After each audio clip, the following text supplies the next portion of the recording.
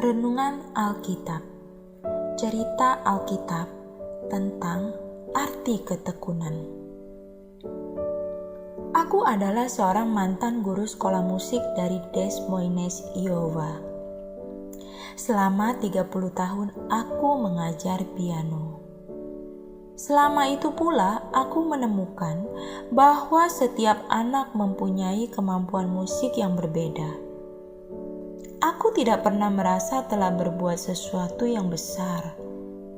Walaupun aku telah mengajar beberapa murid yang berbakat. Walaupun begitu, aku ingin bercerita tentang seorang muridku yang paling berkesan. Namanya Robi. Robi berumur 11 tahun saat ibunya memasukkan dia dalam les untuk pertama kalinya.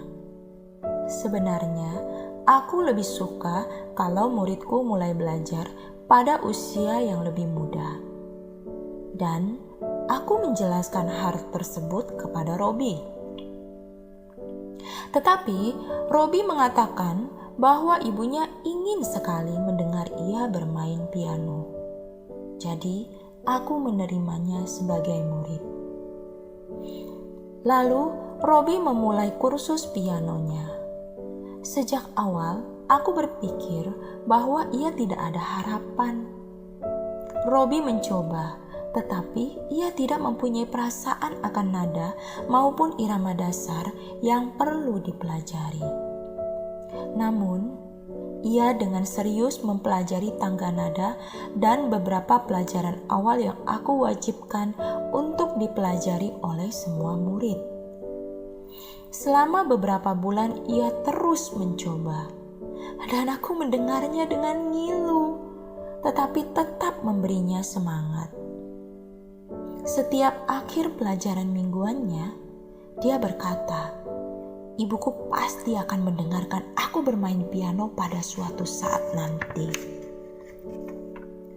Tetapi rasanya sia-sia saja, ia memang tidak mempunyai bakat. Aku sering melihat ibunya dari jauh saat menurunkan dan menjemputnya.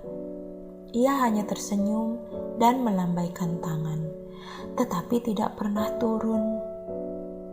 Pada suatu ketika, Robi tidak datang les lagi, dan aku pernah berpikir untuk menghubunginya. Tetapi dalam hati aku berpikir bahwa karena ketidakmampuannya, mungkin ia mengambil kursus di bidang lain. Aku juga senang karena ia tidak datang lagi. Ia menjadi iklan yang buruk bagi tempat kursusku. Beberapa minggu sesudahnya, aku mengirimkan undangan kepada semua murid mengenai pertunjukan yang akan dilaksanakan. Hal yang membuatku kaget adalah ketika Robi yang juga menerima undangan meminta agar ia dapat ikut bermain dalam pertunjukan tersebut. Awalnya aku menolak dan mengatakan bahwa pertunjukan itu hanya untuk murid yang ada sekarang. Karena ia telah keluar, tentu ia tidak dapat ikut serta. Robi mengatakan bahwa ibunya sakit sehingga ia tidak bisa mengantarnya ke tempat kursus. Tetapi dia tetap terus berlatih. "Bu Hondorf, tolonglah, aku ingin ikut bermain," ia meminta dengan memelas. Aku tidak tahu hal apa yang membuatku akhirnya mengizinkan ia bermain pada pertunjukan itu. Mungkin karena kegigihannya, atau mungkin ada suara yang berkata dalam hatiku bahwa ia akan baik-baik saja. Tibalah malam saat pertunjukan itu berlangsung. Aula itu dipenuhi oleh orang tua, teman, dan relasi. Aku menaruh Robi pada urutan terakhir untuk bermain sebelum giliranku maju ke depan untuk berterima kasih dan memainkan bagian terakhir. Aku yakin bahwa Robi akan membuat kesalahan dan aku akan menutupinya dengan permainanku. Pertunjukan itu berlangsung tanpa masalah. Murid-murid telah berlatih dan hasilnya pun baik. Lalu, tibalah giliran untuk Robby naik ke panggung. Bajunya kusut dan rambutnya berantakan. Kenapa dia tidak berpakaian seperti murid lainnya? Pikirku. Kenapa ibunya tidak menyisir rambutnya setidaknya untuk malam ini? Robby menarik kursi piano dan mulai bermain. Aku terkejut saat ia menyatakan akan memainkan Mozart Concerto 21 pada C mayor. Jarinya lincah di atas tuts, bahkan menari dengan gesit. Ia berpindah dari pianissimo ke fortissimo, dari allegro ke virtuoso. Akord gantung yang diinginkan oleh Mozart sangat mengagumkan. Aku tidak pernah mendengar lagu Mozart dimainkan oleh orang seusia dia dan sebagus itu. Setelah 6,5 menit, Robby mengakhirinya dengan crescendo besar dan semua orang terpaku di sana dengan tepuk tangan yang meriah. Dengan berurai air mata, aku naik ke panggung dan memeluk Robby dengan sukacita. Aku belum pernah mendengar kau bermain seperti itu, Robby. Bagaimana kau dapat melakukannya?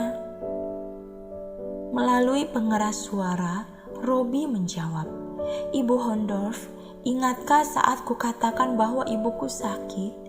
Ya, sebenarnya ia sakit kanker dan ia telah meninggal dunia pagi ini. Dan sebenarnya ia tuli sejak lahir. Jadi hari inilah ia pertama kali mendengar aku bermain piano. Dan aku ingin bermain secara khusus. Tidak seorang pun yang matanya kering malam itu. Ketika orang-orang dari panti sosial membawa Robby dari panggung ke ruang pemeliharaan, aku menyadari bahwa meskipun mata mereka merah dan bengkak, betapa hidupku jauh lebih berarti karena telah mengambil Robby sebagai muridku. Tidak, aku tidak pernah menjadi penolong. Tetapi malam itu, aku menjadi orang yang ditolong oleh Robby. Dialah guru dan akulah muridnya. Karena Robby lah yang mengajarkan arti ketekunan, kasih, percaya pada diri sendiri, dan bahkan mau memberi kesempatan kepada seseorang yang dianggap buruk. Peristiwa ini semakin berarti bagiku saat aku mendengar kabar bahwa Robby terbunuh dalam pengeboman yang tidak masuk akal yang terjadi di Alfred P. Murrah Federal Building di Oklahoma pada bulan April tahun 1995. Saat itu dilaporkan bahwa Robby sedang bermain piano. Oleh sebab itu, percayalah bahwa ketekunan, kasih, dan rasa percaya diri akan memiliki suatu arti. Roma 5 ayat 4, demikian firman Tuhan. Dan ketekunan menimbulkan tahan uji, dan tahan uji menimbulkan pengharapan.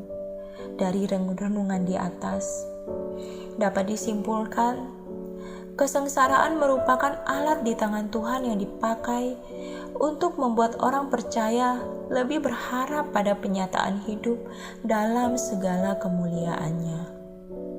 Tetapi kalau orang itu tidak tahan uji, maka kesengsaraan tersebut tidak dapat menghasilkan pengharapan.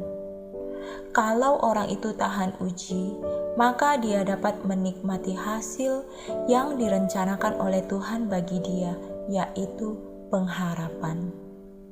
Pengharapan ini menjadi makin jelas dalam tekanan hidup hari lepas hari. Orang percaya bermegah dalam kesengsaraannya sebab ia menyadari bahwa semua kesengsaraan ini akan makin memperjelas penglihatannya tentang masa depan. Pengharapan yang mengandung keyakinan, kesengsaraan, ketekunan, tahan uji, dan akhirnya pengharapan. Ujian menghasilkan ketekunan, ketekunan menghasilkan sikap tahan uji. Hasil dari semuanya itu adalah pengharapan. Demikian firman Tuhan. Tuhan Yesus memberkati.